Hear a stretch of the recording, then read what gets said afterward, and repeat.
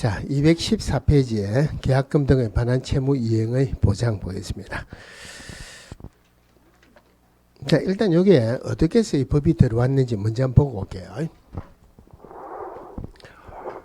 자, A를 매도인으로 B를 매수인이라는 매매 계약을 체결했어요. 매매 계약을 체결하면 계약서 작성하고 통상 10% 계약금 지급하죠. 그 다음에 중도금 지급하고 나중에 잔금 지급함으로써 등기를 받아옵니다. 그죠? 자, 어떤 이유로 계약이 해제되거나 무효되거나 취소가 됐어요. 그러면은 줄 때는 등기를 받아오기 위해서 지급을 해야 되지만 지금 계약이 해제되거나 무효되거나 취소됐다 받아와야 되죠. 그죠? 받아온다는 보장이 없다는 말이에요. 받아온다는 보장이 없다. 그럼 예를 들어서 계약이 해제됐다. 그건 B가 A 보고 그럼 지금까지 준 거 주세요. 그러니까 알겠습니다. 주겠습니다 하고 돈을 안 줘요.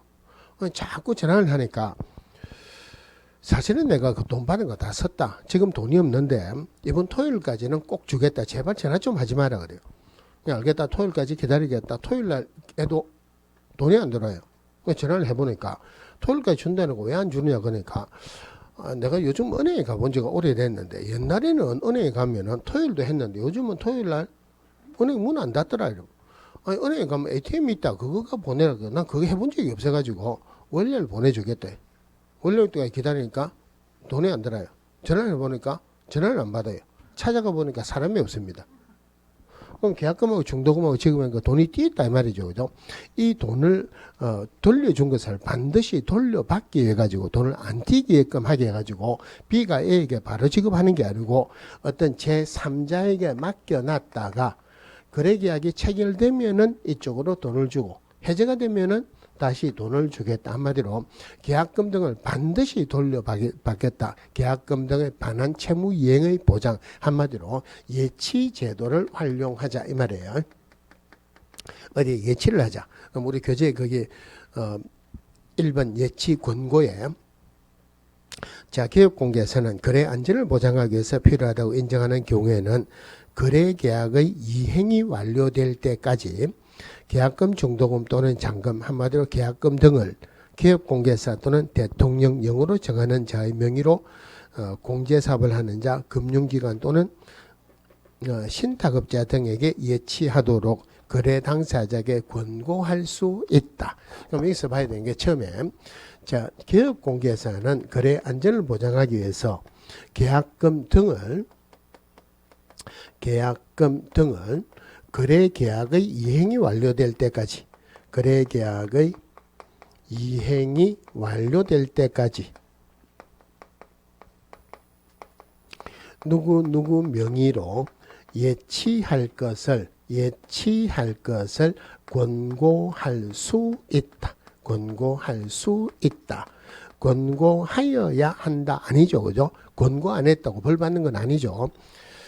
자, 예치를 하자고 권고를 했다. 권고하는 거, 예치하는 거하고 계약하고는 아무 상관은 없어요.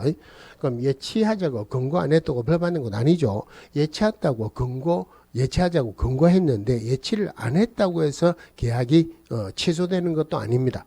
예치한다고 해서 계약을 취소할 수 없는 것도 아니에요. 계약하고는 아무 상관이 없다. 자, 그 다음에 봐야 되는 게 계약금 등 이랬죠. 그죠? 그럼 이 계약금 등은 돈을 띨 수 있는 돈이라는 말이에요. 안 띄게끔 하기 위해서. 그래서 원래는 계약금 등에는 계약금하고 계약금 그리고 중도금이 들어갔어요. 계약금하고 중도금이 들어갔는데 자, 잔금 지급하는 거하고 등기 이전하는 것은 동시행의 요건이죠.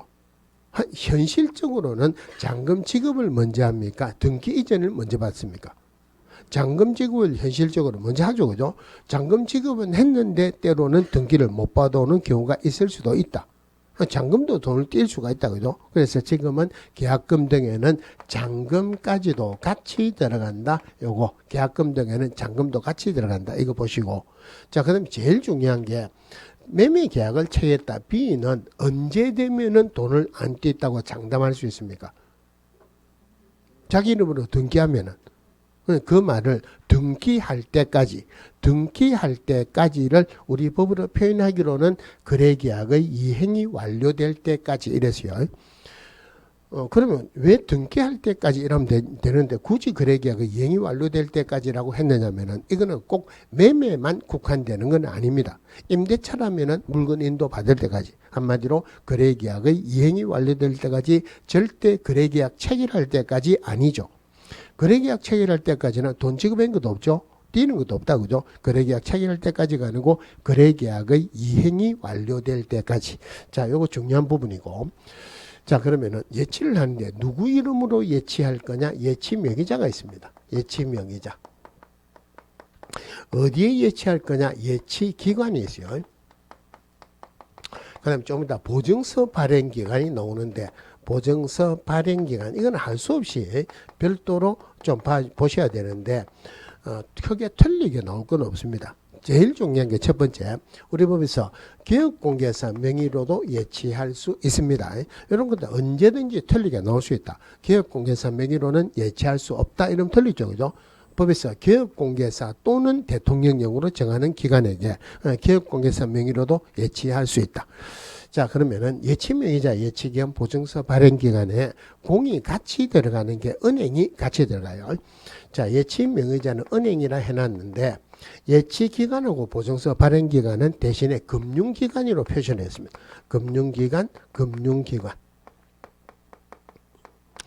자, 그 보증서 발행기관에 금융기관 들어가고, 보통 우리가 보증서 발행 받으려면 어디로 갑니까? 보증보험회사에 가죠. 그래서 보증서 발행기관은 금융기관하고 보증보험회사 두 개로 끝납니다. 요거 두 개로 끝이 나고, 그 다음에 예치명의자하고 예치기관에 공이 똑같이 들어가는 게 두 개가 있어요. 여기 들어가는 게 공제사업자, 그리고 보험회사. 이거 최신관습니다.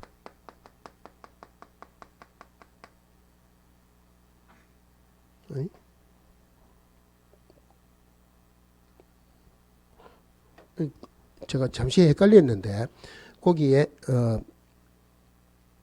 방금 읽은데 보시면은 한 페이지 넘어가서 한 페이지 거기에 보시면은 대통령 제일위에 예치명의자 있죠. 예치명의자에 보면은 공제사업자 그래 나와 있죠, 그죠? 자, 그리고 왼쪽 페이지에 공제사업을 하는 자, 금융기관 또는 신탁업자. 죄송합니다. 요거 신탁업자입니다. 자, 공제사업자 할 때, 아까 공제사업이 보증 설정할 때 나왔죠. 보증 설정할 때 공제는 반드시 공인중개사 협회에서 가입하는 공제만 가능하다 그랬죠. 그래서 이 공제사업은 공개사 협회를 말합니다. 그러면은 보증 설정하는 거 다시 한번 질문할게요. 맞는 거 보세요. 우리 공인중개사 기업공개사는 얼마 이상 보증 설정해야 돼요? 1원 이상이죠.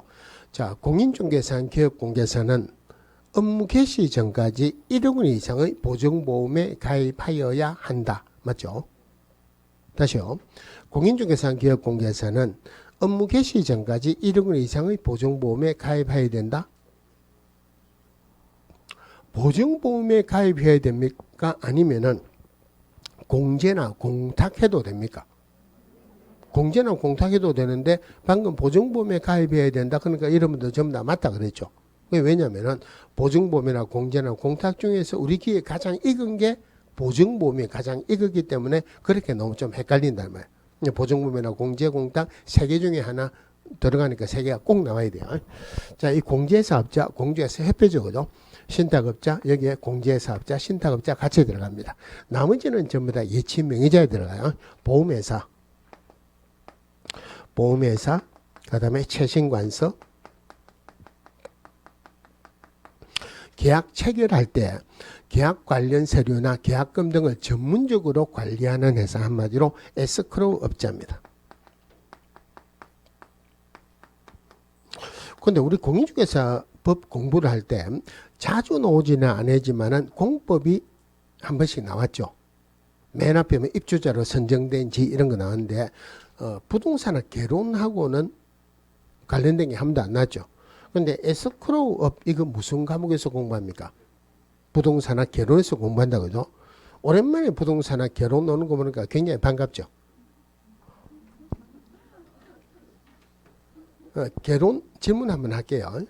제가 할 건 아닌데 여러 가지 학설 중에서 차액지대설 누가 주장한 거예요? 절대지대설 누가 했어요? 입지설은요.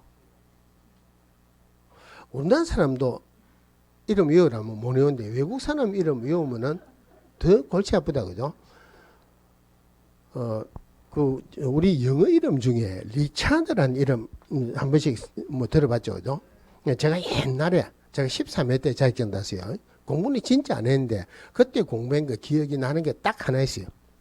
뭐랬냐면은 리차드 절마 입티네 이랬어요. 리차드 절마 입티네. 차액지대설 누구요? 리카도. 절지지대설 누구? 마르커스. 입지설 누구? 티네. 여러 가지 유형 기억이 납니다.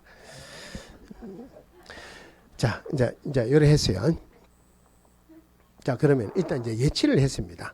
예치를 했다 그러면은 계약금 등을 수령할 수 있는 권리가 있는 자, 매도인입니까? 매수인입니까?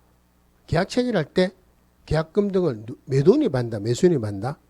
매도인이 받죠. 임대차 계약을 체결할 때 임대인이 받죠. 계약금 등을 수령할 수 있는 권리가 있는 자, 한마디로 매도인이나 임대인은 예치된 계약금 등을 일단 봐야 되는 게 예치된 계약금 등을 거래계약의 이행이 완료되기 전에 미리 수령할 수 있다 없다? 미리 수령할 수. 자, 여기서 봐야 되는 게 크게 두 개가 있어요. 미리 수령할 수 있느냐 없느냐 이게 문제가 됩니다. 자, 이거는 미리 수령할 수 있어도 문제가 되고 없어도 문제가 돼요. 그러면은 매도나 임대인이 자, 돈을 받았다. 미리 수령할 수 없으면은 거래계약의 이행이 완료될 때까지 돈 서지를 못하죠. 내가 다른데 집을 사기 위해서 집을 팔았어요. 그럼 이거 계약금 받아가고 딴 데 계약금 줘야 되죠. 그러면은 미리 수령할 수 없다 그러면은 돈을 못 쓰죠, 그죠? 그런데 미리 수령할 수 있다 해도 문제가 됩니다. 미리 수령할 수 있으면은 예치하는 의미가 없어지죠. 그러니까 이거는 미리 수령할 수 있다 해도 문제가 되고 없다 해도 문제가 되는데 결론은 거래계약이 이행이 완료되기 전에 계약금 등을 미리 수령할 수 있다 이랬어요. 있다. 그러면은 미리 수령할 수 있다 하는 말은 예치하는 의미가 없어지니까 나중에 거래계약이 해제됐을 때 반드시 돌려주는 게 보장이 되면은 미리 수령할 수 있다는 말이에요. 나중에 계약 해제됐을 때 계약금 등을 반드시 돌려줄 것을 보장하기 위한 요 금융기관이나 보증보험에서 발행하는 보증서를 누구에게 제출하고 미리 수령할 수 있느냐. 여기서 핵심이 두 개가 누구에게 제출하느냐 미리 수령할 수 있느냐 없느냐 이게 핵심이에요. 자, 이건 볼게요. 자, A가 돈주인이에요. A가 돈주인이다. 어떤 이유로 B 이름으로 은행에 예치를 내놨습니다. 그러니까 예치 명의는 예치 명의자는 B죠, 그죠? 금융기관에 예치를 했어요. 돈주인은 A인데 B 이름으로 예치를 했다 이 말이에요. 그럼 누가 가가지고 도장을 찍고 돈을 달라야 내줍니까? B가 도장 찍어가지고 돈을 달라야 내주죠, 그죠? 그럼 A가 금융기관에 가가지고 한번 다른 말로 예치기관이에요. 사실은 내 돈인데 주세요 하면은 줍니까 안 줍니까? 안 주죠. 그러니까 A가 하는 말이 당연히 안 주는 거는 당연하다. 그래서 내가 금융기관이나 보증보험에서 발행하는 보증서를 가지고 와가지고 사실은 내 겁니다. 주세요. 나중에 내한테 줘가지고 문제가 생기면은 이 보증기관에 청구를 하면은 돈을 줄 겁니다. 그러니까 내한테 주세요 하면은 돈 내준다 안 내준다? 안 내줍니다. 아까 누가 돈을 달라야 준다 했습니까? 예치 명의자가 도장 찍어가고 돈을 달라야 주지 다른 사람이 어떤 사람이 달라들을 안 준다는 말이에요. 그러면은 돈주인이 돈을 찾으려고 그러면은 이 보증서를 예치 기관에게 제출해봤자 돈 안 내주죠. 그럼 누구에게 제출해야지 돈을 찾을 수 있다? 예치 명의자에 줍니다. 그럼 예치 명의자가 보증서를 가지고 있으면서 돈을 찾아주는 거예요. 그리고 보증서를 가지고 있다가 나중에 문제가 되면은 보증기관에 청구하겠죠. 결론적으로 이 보증서를 누구에게 제출한다? 예치기관이 아니고 예치명의자에게 제출하고 미리 수령할 수 있다. 예치기관이 아니고 예치명의자. 자, 그 다음에 기업공개사 명의로 예치를 했어요. 기업공개사 명의로 예치했다. 자기가 쓰고 있는 통장에 넣으면은 뭐 신용카드 쓴다 다 빠지겠죠. 별도 계좌로 관리해야 된다. 당연하고. 별도 계좌로 관리하여야 한다. 두 번째가 기업공개사 명의로 예치했다고 해서 기업공개사 돈은 아니죠. 다른 말로 하면 기업공개사 마음대로 인출할 수 있다 없다? 인출할 수 없다. 그죠? 자, 그러면은 A가 갑을 통해 가지고 B하고 거래계약을 체결을 했어요. 그럼 예치를 했어요. 기업공개사 명의로 예치를 했다. 그러면은 기업공개사 인출을 하려고 그러면은 적어도 예치함으로써 이득을 보는 사람의 동의는 받아야 되죠. 예치함으로써 이득을 보는 사람이 돈 안 드는 사람 권리를 취득하는 사람이죠. 이 사람 동의를 받아야 돼요. 그런데 만약에 예치를 안 했으면 지금 돈은 누구 겁니까? 계약금 등을 B가 A에게 지급했으니까 돈은 A 거죠. 돈 주인에게도 동의를 받아야 된다. 결론적으로 A, B 둘 다에게 동의를 받아야 된다. 둘 다를 한꺼번에 표현할 때 거래 당사자 이랍니다. 그래서 기업공개사 명의로 예치했을 때 거래 당사자 동의 없이는 이를 인출할 수 없다. 다른 말로 거래 당사자 동의 받으면 인출할 수도 있다. 그죠? 자, 세 번째가 자, 기업공개사 명의로 예치를 했어요. 한 30억 정도 예치를 했다고 가정을 합시다. 그러면은 기업공개사는 자기 이름으로 거래계약의 이행이 완료될 때까지 예치기간에 잘 보관하고 있다가 거래계약의 이행이 완료되면 돌려주겠다고 생각하는 사람이 현실적으로 별로 없죠. 아, 요즘 장사도 안 되는데 이 돈 가지고 인도네시아로 나갈까 방콕으로 나갈까 이거 고민하고 있어요. 고양이 앞에 생선 맡기는 거죠. 그럼 기업공개사 명의로 예치했다. 기업공개사도 반드시 돌려줄게 보장이 되는요. 그걸 보장하기 위해서 보증보험이나 또는 공제에 가입하거나 또는 공탁하여야 한 정서사본을 제출해야 돼요. 그런데 여기에서는 어떤 문제가 나올 수 있냐면은 원래 공인중개사 기업공개사는 1억 원 이상 보증 설정해야 되죠. 그거하고 별도로 예치되는 계약금 등에 해당하는 금액만큼 별도로 보증을 설정해야 돼요. 자, 그 다음에 기업공개사 명의로 예치했을 때 어떤 사항을 약정을 해야 된다. 뭘 약정해야 되냐? 아까 거래 당사자 동의 없이는 인출할 수 없다 그랬죠. 어떻게 동의를 하느냐? 동의 방법. 그 다음에 예치 시 필요한 실비.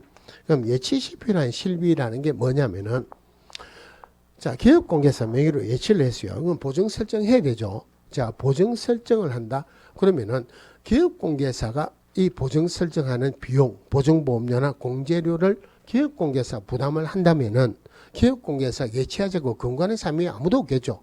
그럼 적어도 거래 당사자에게 받을 수 있어야 되죠. 그럼 적어도 예치함으로써 이득을 보는, 즉 돈을 안 띄는 B에게 받는 게 맞죠, 그죠? 그럼 예치를 했다. 기업공개사 명의로 보증 설정했어요. B에게 보증보험료 주세요 하면 B가 하는 말이 그게 무슨 말입니까? 그러면 우리 법에서 내 이름으로 예치할 수 있고 내 이름으로 예치하게 되면 보증 설정해야 되고 그거는 당신에게 받을 수 있으니까 주세요 하면은 B가 하는 말은 뭐라냐면은 나는 애당초 추가로 비용이 들어갈 줄 알았으면 예치하자고 안 했을 거다 그러겠죠. 그래서 미리 예치 시 필요한 실비 약정을 해야 돼요. 그리고 기타 거래 안전을 보장을 위해서 필요한 사항을 약정을 해야 되는데 그럼 이 부분에서는 사실은 이 예치제도가 우리나라의 에스크로우 제도가 도입이 되면서 한 문제가 계속 나왔는데 현실적으로 기업공개사 예치하자고 권고하는 사람이 있습니까? 없습니까? 없죠. 예치하자고 권고한다고 해서 예치를 하는 사람도 없죠. 현실성은 없어요. 그래서 요즘은 문제가 조금 뜸합니다. 그 중에서 제일 중요한 부분이 그럼 이럴 때 예치 시 필요한 실비. 자, 예치 시 필요한 실비는 아까 보증보험료 등 이거는 당연히 예치함으로써 이득을 보는 사람에게 받을 수 있겠죠. 권리를 취득하는 의뢰인에게 취득 의뢰인에게 받을 수 있다. 의뢰인에게 받을 수 있다. 자, 여기 사실은 제일 중요해요. 한 번도 안 나온 지문인데 지문 한번 할게요. 자, 계약금 등을 예치했을 때 계약금 등에 관한 채무 이행을 보장을 위해서 보증 설정해야 된다. 맞다. 틀렸다. 계약금 등을 예치했을 때 계약금 등을 반드시 돌려줄 것을 보장하기 위해서 보증보험이나 공제에 가입하거나 공탁하여야 한다. 맞습니까? 틀립니까? 할 수 있다는 건 없어요. 하여야 한다는데 문제는 뭐냐면은 자, 예치명의자에서 기업공개사도 있고 다른 사람도 있죠. 그죠? 그러면 기업공개사 이름으로 예치하면 기업공개사가 가지고 도망갈 가능성도 있다는 말이에요. 그런데 다른 예치명의자는 적어도 공신력 있는 기관입니다. 공신력 있는 기관이라는 말은 예치된 계약금을 돌려줄 게 보장이 되어 있다는 말이에요. 보장이 되어 있는데 또 비용을 써가지고 보증 설정할 필요는 없죠. 그죠? 그러니까 누구 명의로 예치했을 때 계약금 등을 예치했을 때 보증 설정하는 게 아니고 기업공개사 명의로 예치했을 때 단서조항이 있어야 돼요. 물론 보증 설정하는 것뿐만이 아니고 계약금 등을 보증서를 예치명의자에게 제출로 미리 수령할 수 있다. 이거 말고는 전부 다가 기업공개사 명의로 예치했을 때라는 단서조항이 있어야 된다. 그래서 이 부분은 우리 교재에 있는 그대로 전부 다니까 제가 별도로 읽을 건 없고요. 문제는 요즘 나오는 게 조금씩 뜸해집니다. 자, 그 다음에 217페이지 금지행위 보겠습니다. 자, 우리 법의 가장 기본적인 모토가 어떤 것을 해라 하는 겁니까? 하지 마라 하는 겁니까? 하지 마라.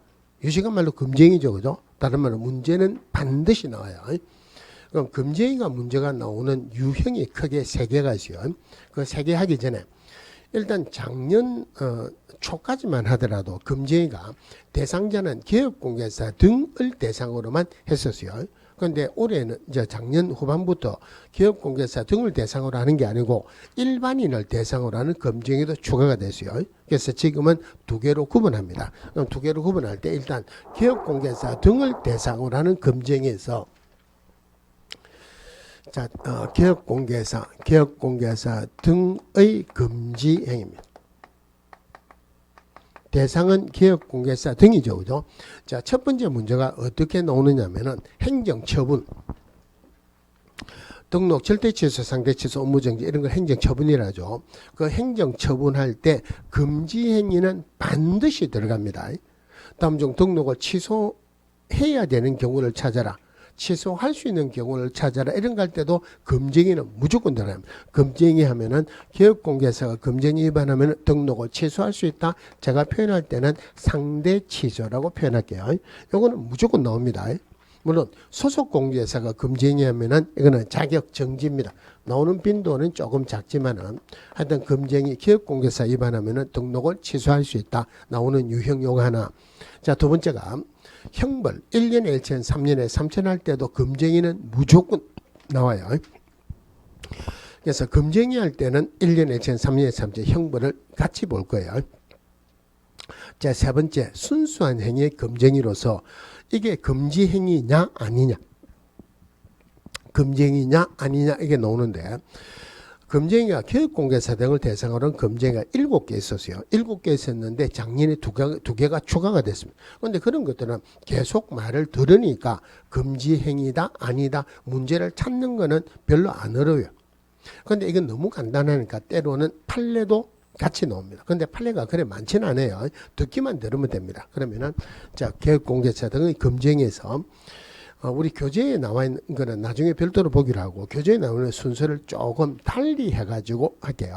자, 첫 번째가 우리 그 일단 그 217페이지에 금지행위 중에 박스 안에서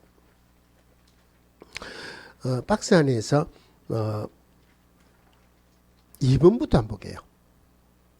자, 법 구조에 따른 중개대상물의 개설 등록을 하지 아니하고 중개업을 영위하는 자 한마디로 누구예요? 무등록자죠. 그죠? 근데 무등록자 자신은 3년에 3천이죠. 근데 여기서는 무등록자인 사실을 알면서 그를 통하여 중개를 의뢰받거나 그에게 자기의 명의를 이용하게 하는 행위다. 한마디로 무등록자 협력하는 행위다. 이 말이에요. 무등록자하고 협력하는 행위를 해가 적발되면은 형사상, 민사상, 행정상 책임을 다집니다.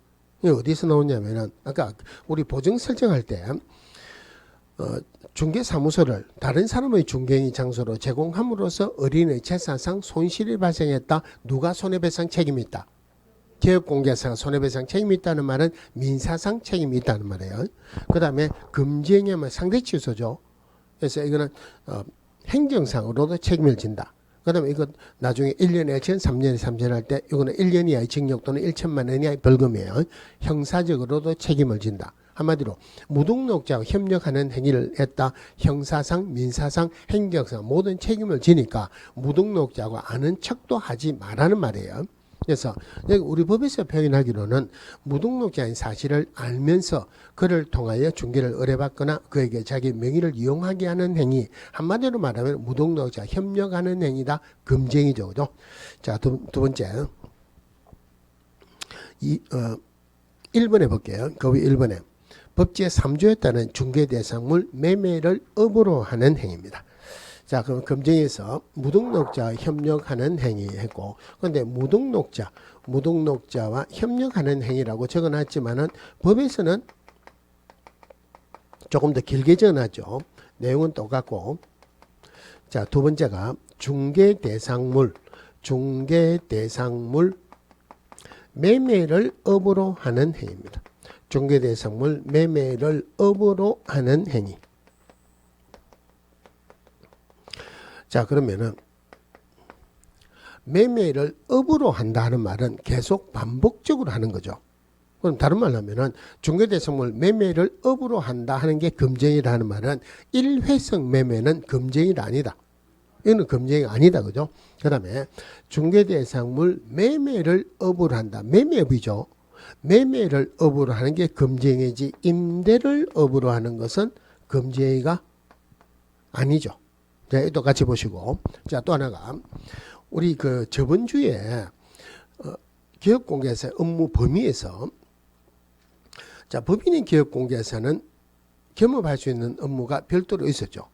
그런데 개인인 기업공개사는 우리 법이나 다른 법에서 못하게 하는 거 말고는 전부 다 할 수 있다 그랬죠. 그죠? 그러면은 공인중개사는 기업공개사는 중개업하면서 문방구 할 수 있다 없다? 할 수 있죠. 그러면은 누가 분필 사러 왔어요. 분필 팔았습니다. 또 사러 왔다 또 팔았죠. 그러면은 내가 다 떨어졌죠. 그럼 또 내가 사오겠죠. 사가지고 팔죠. 그죠? 그럼 결론적으로 공인중개사는 기업공개사는 분필 매매업 할 수 있다 없다? 할 수 있다는 말이죠. 그래서 여기에서는 중개대상물 매매를 업으로 하는 게 금쟁이지, 개인인 기업공개사 중개대상물 외의 것을 매매를 업으로 하는 것은 금쟁이가 아니다. 이거 말고는 별로 안 나옵니다. 그리고 1번, 2번은 요거는 형벌 물어보는 거 말고는 자주 나오는 것은 아니에요. 자, 그 다음에 3번에 사례, 정려 그 밖에 어떤 명목으로도 32조에 따른 보수 또는 실비를 초과해서 금품을 받는 행위. 자, 초과 보수죠. 그죠? 근데 제가 적을 때는 초과 수수료라고 적을게요. 초과 수수료 또는 초과 실비 받았다. 이건 나중에 암기하려고 하는 거예요. 몇 년 전까지만 하더라도 우리 법에서는 수수료라고 했어요. 그런데 수수료 이러니까 조금 어감이 안 좋아가지고 지금은 보수라고 이름을 바꿨는데 실무에 나가면 수수료 보수 똑같이 씁니다. 그래서 그냥 수수료다 보수다 같은 의미로 보시면 되겠죠. 자, 초과 보수 받았다, 초과 실비 받았다, 금쟁이에요. 지금까지 하는 거 전부 다 1년에 1천짜리입니다. 자, 그럼 여기서 법에서 뭐라고 됐냐면은 사례, 정려, 기타 어떤 명목으로도 법정 보수를 초과해서 받는 행위가 금쟁이죠. 그죠? 그러면은 자, 법정 보수가 100만 원이에요. 그럼 거래계약 체결하면 300만 원 주겠다 약속을 했습니다. 300만 원 받으면은 금쟁이로 처벌받겠죠. 그러니까 하는 말이 나는 이 300만 원 받으면 안 됩니다. 그러니까 주는 사람이 돈으로 주면 안 되는갑다. 그럼 100만 원 현금으로 주고 우리 집에 골동품이 한 200만 원짜리 있는데 그거 줄게 받으면 된다 안 된다? 어떤 명목으로도 안 된다 그랬죠. 주는 사람이 그럼 뭐가 남으면 안 되는갑다. 100만 원 주고 200만 원 술 사줄게. 시험에서는 술 사줄게 안 나오겠죠. 향응을 제공받는다. 된다 안 된다? 안 된다 그죠? 두 명이서 200만 원씩 술 먹으면은 소주 몇 병입니까? 죽습니다. 그러면은 100만 원인데 그럼 50만 원 현금으로 주고 50만 원 술 사줄게 이러면 됩니까 안 됩니까? 이거는 되죠. 법정 보수 안에서는 돼요. 근데 술 먹으면 50만 원 술 먹는다. 둘이서 갈라 먹죠. 그럼 손해입니다. 그죠? 예, 하여튼 어떤 명목으로도 법정 보수를 초과해서 받는 행위 금지행위예요. 그럼 여기에서 보수에 관한 약정을 좀 보셔야 되는데, 보수에 관한 약정이 3개로 나눠지는데 그 3개로 나눠지는 것 중에 지문 하나는 꼭 나옵니다. 자, 보수 약정이 첫 번째, 의뢰인과 기업공개사 간의 초과 보수 약정. 초과 보수 약정. 자, 보수 약정이 나오면은, 자, 뭐라고 생각하느냐면은, 기업공개사는 중개업을 하면서 법정 보수 받을 수 있는 권리가 있다 하는 것을 먼저 생각하세요. 기업공개사는 중개업을 하면서 법정 보수 받을 수 있는 권리가 있어요.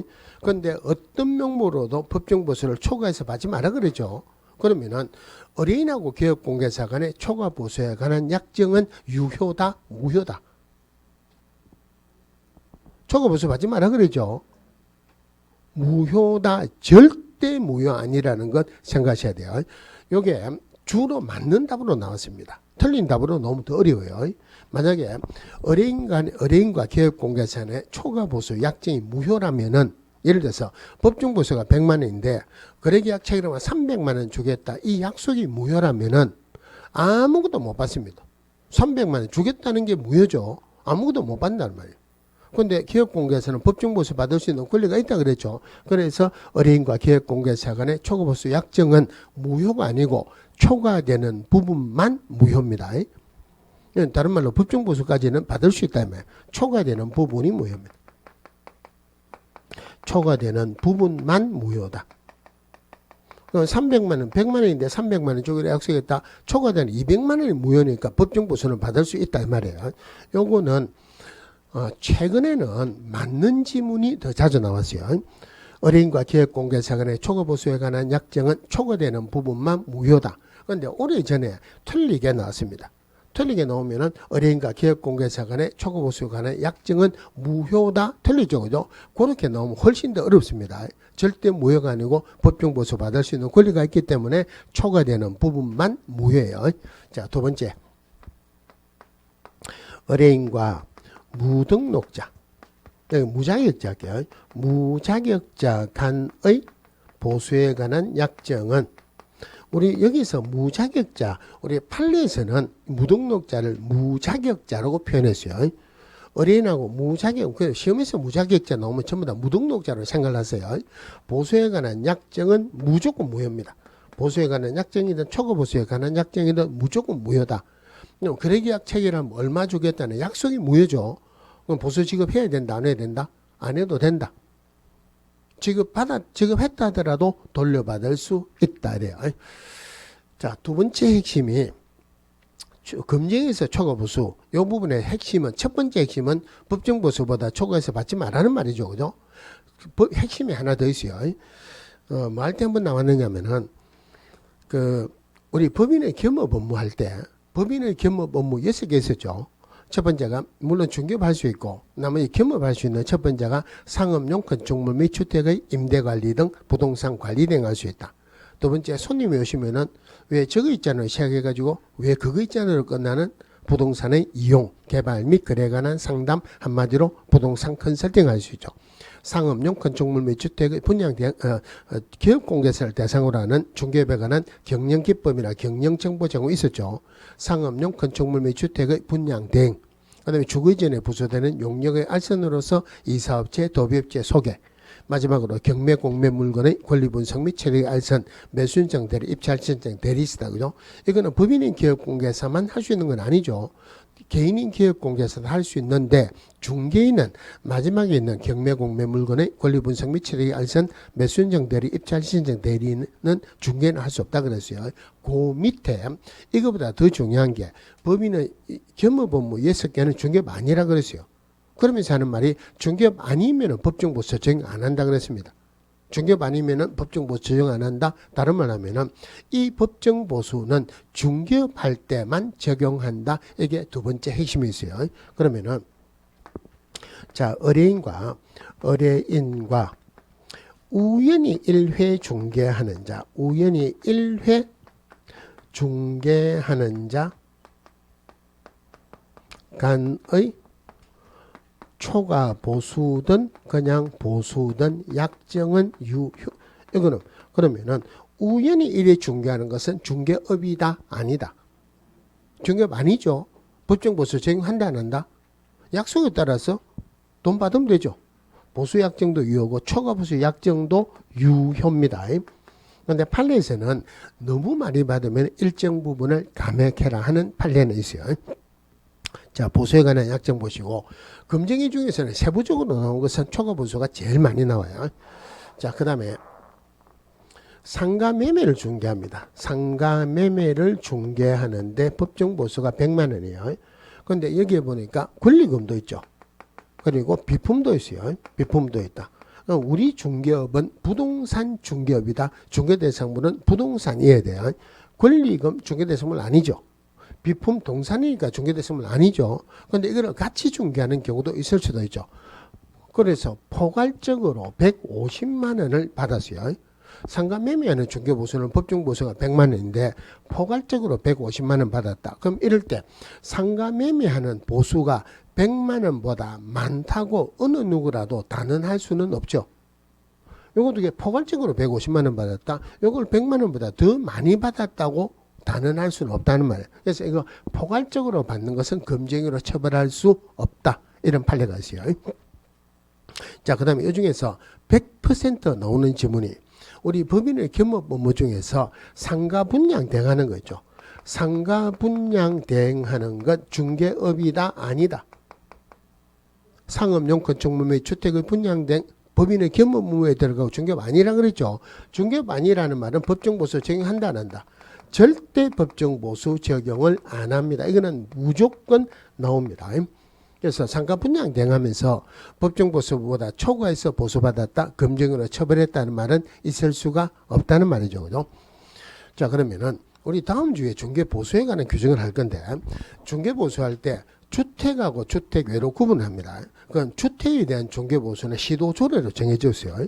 그런데 기업공개사 시도조례를 잘못 해석해가지고 초과보수를 받았다. 이 금정으로 처벌하겠습니까? 안 하겠습니까? 예를 들어서 시도조례로 1000분의 5라고 돼 있어요. 얼마에서 얼마까지 1000분의 5다 이랬는데 자기가 잘못 봐가지고 1000분의 9라고 잘못 봤습니다. 1000분의 9 받았다? 처벌한다 안 한다?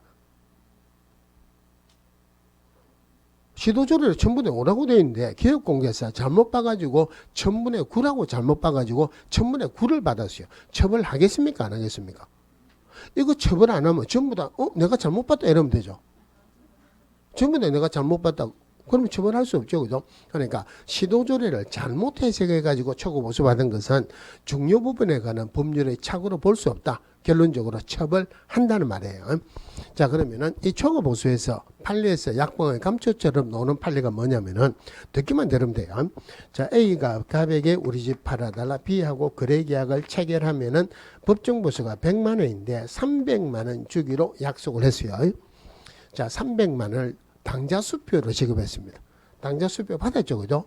그럼 당좌수표를 살려고 하면 은행 가서 현금으로 바꿔야 되죠. 은행에 가보니까 이 당좌수표가 부도가 났어요. 당좌수표가 부도가 났다? 종이 쪼가리밖에 안 되는 거예요. 당좌수표 돌려줬습니다. 금쟁이로 처벌한다 안 한다. 이거는 법 있는 그대로만 보시면 돼요. 법에서 뭐라 했냐면은 사례, 정력, 기타 어떤 명목으로도 법정보수를 초과해서 받는 행위. 이것은 받았죠. 돌려주는 것은 금융에서 고려 대상이 아니에요. 초과보수 받았다. 돌려줬죠. 돌려주는 것은 고려 대상이 아니라 그랬죠. 그럼 초과보수로 당좌수표를 교부받아가 부도가 났다. 돌려줬다. 금쟁이로 처벌한다 안 한다. 받기는 받았죠. 금쟁이로 처벌합니다. 요게 초과보수 중에서는 제일 판례가 많이 나온 거예요.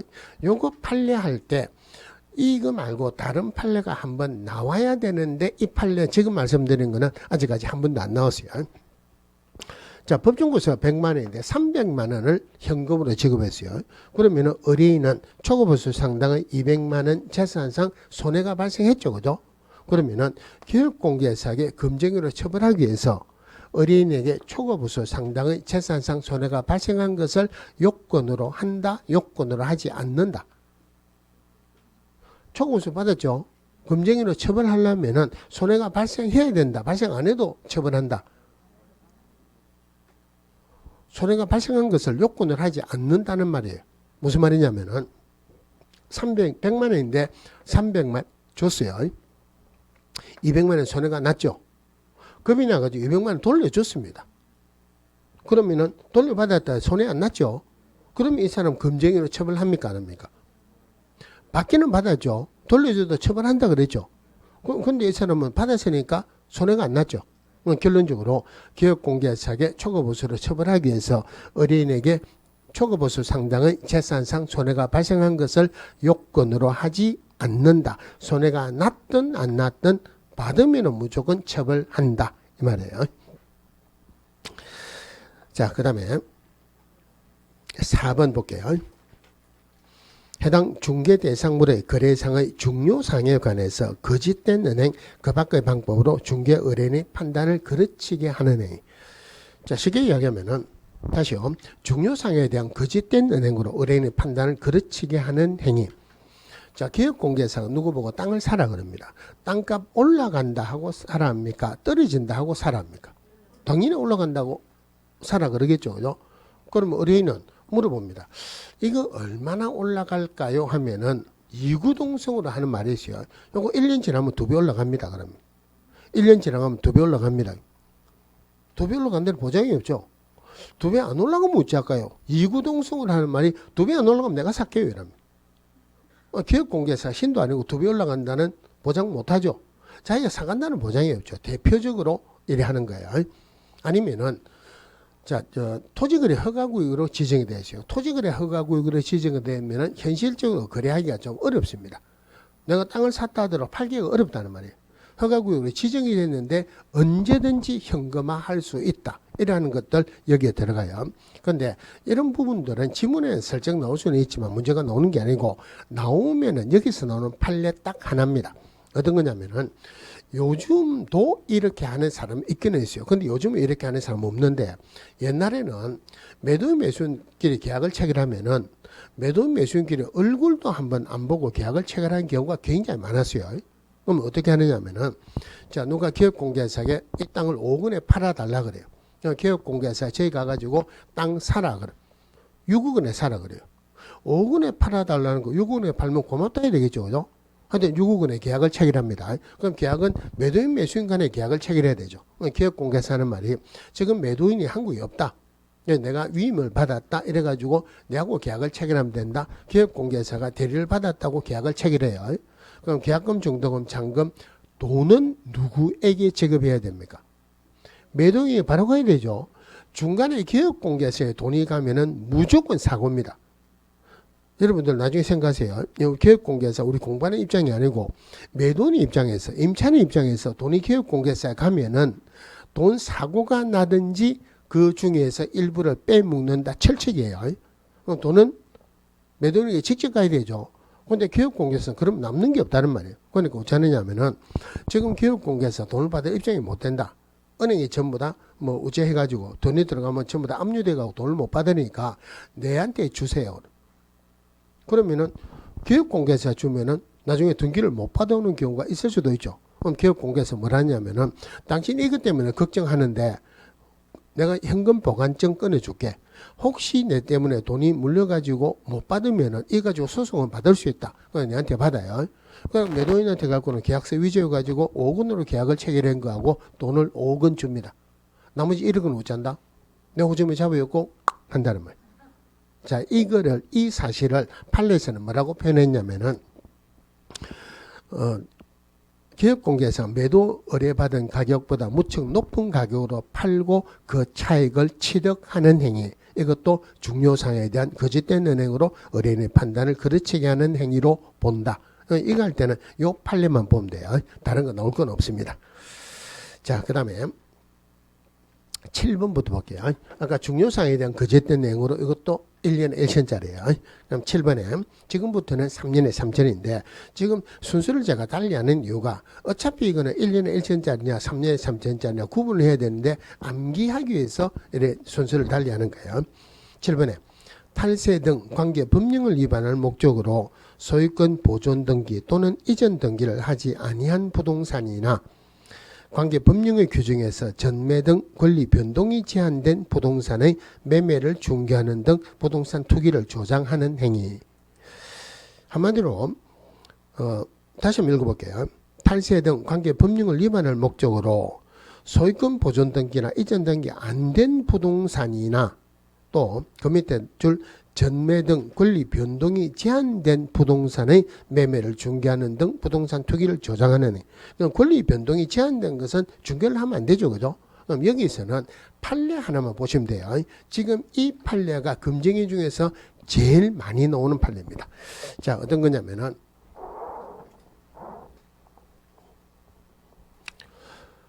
A가 B에게 땅을 4억 원에 팔았어요. B가 4억 원에 사가지고 C에게 5억 원에 팔았습니다. 4억에 사고 5억에 팔았다. B는 잘했습니까? 잘못했습니까? B가 땅을 4억에 사가지고 C에게 5억에 팔았다. 잘했습니까? 잘못했습니까? 이 사람 잘못했다는 사람 아무도 없죠. 정상적으로 경제활동 한 거다. 그죠? 자, 근데 문제는 뭐냐면은 그러면 B가 등기를 하죠. 등기를 해가지고 팝니다. 그죠? 그럼 얼마 남았어요? 1억은 남았죠. 근데 순수하게 1억은 남은 건 아니죠. 4억 살 때 취득세 내고 5억 팔 때 양도세 내야 돼. 순수하게 낸 건 아니죠. 그죠? 근데 B가 가만히 생각하는 게 어차피 내가 살 것도 아니에요. 어차피 팔 건데 굳이 세금까지 내면서 내 이름으로 등기까지 해야 되겠느냐 이 말이에요. 그래서 B가 사기는 샀는데 전매를 합니다. 사가지고 전매를 한다. 전매라는 말은 앞에 생략된 거예요. 미등기 전매입니다. 자기 이름으로 등기 안 하고 미등기 전매를 했어요. 그럼 4억에 사가지고 5억에 팔았다. 미등기 전매를 했다. 그럼 이거는 투기를 한 거예요. B는 이제 등기를 안 하고 바로 팔았으니까 투기를 했다는 말이에요. 투기 성공했습니까? 실패했습니까? 4억에 사가지고 5억에 팔았다. 성공했다? 실패했다? 당연히 성공했죠. 그러면은 개업공개회사가 미등기 전매하는 것을 알면서도 중개를 했단 말이에요. 그러면 B는 부동산 투기를 했죠. 그러면 개업공개회사는 투기를 조장하는 행위를 했어요. 자, 문제는 뭐냐면은 B가 미등기 전매를 하는데 4억 원에 샀습니다. 어떤 이유로 전매책을 전혀 발생하지 못하고 4억에 팔았어요. 4억에 사가지고 미등기 전매가지고 4억에 팔았다. B는 투기했습니까? 안 했습니까? 자, 다시요. 아까 B가 4억에 사가지고 미등기 전매하고 5억에 팔았다. 투기했죠. 성공했다. 실패했다. 성공했죠. 그러면 B가 4억에 사가지고 미등기 전매로 4억에 팔았어요. 투기 성공했습니까? 실패했습니까? 실패했죠. 결론적으로 투기했다. 안 했다. 투기했단 말. 이 판례의 결론이 뭐냐면은 개업공개회사가 미등기 전매하는 것을 알면서도 중개했다. 그런데 전매 차익이 전혀 발생하지 않았다. 이 사람 투기인 거 맞죠? 그래도 개업공개회사는 투기를 조장하는 행위를 했다는 말이에요. 이해됩니까? 다시요. 개업공개회사 미등기 전매하는 것을 알면서도 중개했지만 전매 차익이 전혀 발생하지 않았다 하더라도 개업공개회사는 투기를 조장하는 행위를 했다. 이 판례가 금징위 중에서 제일 많이 나오는 판례예요. 자, 이거 위반하면은 3년에 3점입니다. 자, 그 다음에 5분에 올라가 가지고 관계법령에서 양도나 알선 등이 금지된 부동산의 분양이나 임대 등과 관련이 있는 정서 등의 매매나 교환 등을 중개하거나 그 매매를 업으로 하는 행위. 그러면은 양도가 안 된다 하는 말은 못 판다는 말이죠. 알선을 못 한다는 말은 우리 법에 중개가 안 된다는 말이에요. 그럼 못 파는 거 이런 것들을 양도가 안 되는 것 이런 거에 대한 임대와 관련 있는 정서는 임대주택법에 나와 있고 우리 시험범위는 아닙니다. 그럼 거기에서 양도나 알선이 금지된 분양과 관련된 정서 이거는 주택법에 명시적으로 나와 있어요. 그러면은 자 이런 것들은 나중에 뒤에 페이지 보면 나오는데 이건 주택법에서 공부하는 거예요. 그럼 예를 들어서 어떤 게 있느냐면은 뭐 주택조합원으로 지위, 주택 상한사채, 입주자 저축경서, 그다음에 무허가 건물 철거 확인서, 이주대책 대상자 확인서 이런 거인데 이런 것들은 우리 주택법 공법에서 공부를 하시고 그럼 이런 것들을 권리 변동이 제한된 부동산은 매매나 이런 거 중개할 수 없다 그죠? 그럼 우리 법에서 나오는 판례는 딱 하나 있어요. 여기서 뭐냐면은 상가 분양 계약서입니다. 자, 상가 건물을 짓죠, 그죠? 상가 분양을 하면 상가 분양 계약서를 적죠, 그죠? 그 상가 분양 계약서는 오로지 상가 매매 계약서일 뿐이지 금정에서 규정하고 있는 분양과 관련된 정서라고는 볼 수 없다. 우리 판례에서는 요게 우리 중개사법에서 지문에 나오기는 한 20년 전에 지문이 한번 나왔어요. 그러다가 지문이 없어졌다가 작년, 재작년에 지문이 다시 한번 나왔습니다. 자주 나오진 않아요. 하여튼 상가 분양 계약서는 오로지 상가 매매 계약서일 뿐이지 금정에서 규정하고 있는 분양과 관련된 정서라고는 볼 수 없다. 자, 그 다음에 6번 봅시다. 중개의뢰인과 직접 거래하거나 거래 당사자 쌍방을 대리하는 행위. 자, 직접 거래요. 직접 거래 쌍방 대리인데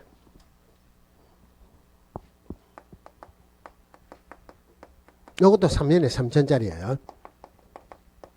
그러면은 자, 다음 중 3년 이하의 징역 또는 3천만 원 이하의 벌금에 해당하는 것을 모두 골라라. 그러면은 직접 거래 쌍방 대리가 나올 수도 있겠죠. 그 다음에 방금 했던 거 탈세 등 관계 법령을 목적으로 뭐 어쩌고 저쩌고 하는 거 그 두 개 중에 어느 게 더 잘 나오겠습니까? 직접 거래하고 뭐 탈세하는 거하고 어느 게 많이 나오겠습니까? 직접 거래가 훨씬 많이 나와요. 왜 그러냐면은 우리 그 출제위원으로 들어가면 시험 요강을 몇 개를 내주는데 5년 이내의 기출문제 중에서 문제 똑같은 거 내지 말아요. 문제 똑같은 문제를 내지 마라 하는 말은 글자를 하나도 바꾸지 말고 내지 마라 이 말이에요. 글자가 똑같은 게 그래 내지 마라는 말이에요. 그런데 실제로 이래 놓은 적이 있었어요. 중개사법에서 예를 들어서 3월 5일 날 A 시군구에서 B 시군구로 사무소 이전했다. 옳은 것을 찾아라. 그 다음에 똑같은 문제였어요. 3월 7일 날 C 시군구에서 D 시군구로 사무소 이전했다. 옳은 것을 찾아라. 글자 안 똑같죠? 글자를 똑같은 거 이거 내지 말라는 말이에요. 자, 그 다음에 전체 글자가 몇 자를 초과하지 말아야 돼. 그럼 아까 탈세 등 관계 법령을 목적으로 어쩌고 저쩌고 그런 거 쭉 적었다. 글자가 많죠? 다른 데서 글자 줄여야 되죠. 직접 거래 쌍방대리 간단하죠? 그러니까 3년에 이거 자주 넣어. 3년에 3천 물어볼 때는 이게 제일 많이 나와요. 직접 거래가 뭐냐면은 자, A가 갑에게 우리 집 팔아달라 하는데 자, 의뢰인이 지금 부동산 가격이 어떤 데는 많이 뛰고 어떤 데는 좀 작게 뛰고 뭐 그런 데가 있죠. 그죠? 부동산 가격이 했는데 지금 우리 집이 한 몇 달 만에 한 3억 정도가 올라갔어요. 그럼 이거 뭐 하겠습니까? 뭐 하긴 대출해갖고 술 마셔야 되죠. 잘 모릅니다. 한 5억 정도는 되는데 이 사람이 우리 집에 한 4억은 안 되겠나 싶어가지고 가벤데 우리 집 좀 4억에 팔아주세요. 그럼 5억짜리를 4억에 팔아달라 기업공개에서는 어떻게 하겠습니까? 일반적으로 5억짜리를 4억에 매매 계약을 체결하는 거는 굉장히 쉽죠. 그런데 그래봤자 보수밖에 못 받죠. 기업공개사가 3회 1억을 벌죠. 그거 하지 말라는 말이에요. 의뢰인은 부동산에 대해서 비전문가고 기업공개사는 전문가입니다.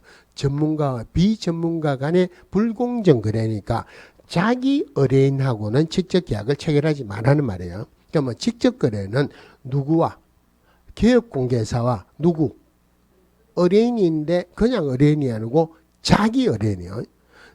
기업공개사고 자기 의뢰인은 직접 계약을 체결하지 말라는 말이에요. 그러면은 4억짜리를 5억짜리를 4억에 팔아달라요. 기업공개사가 계약을 체결하면은 직접 거래해서 금쟁이로 처벌받겠죠. 그죠? 기업공개사 부인 이름으로 샀다. 직접 거래로 처벌한다 안 한다? 안 합니다.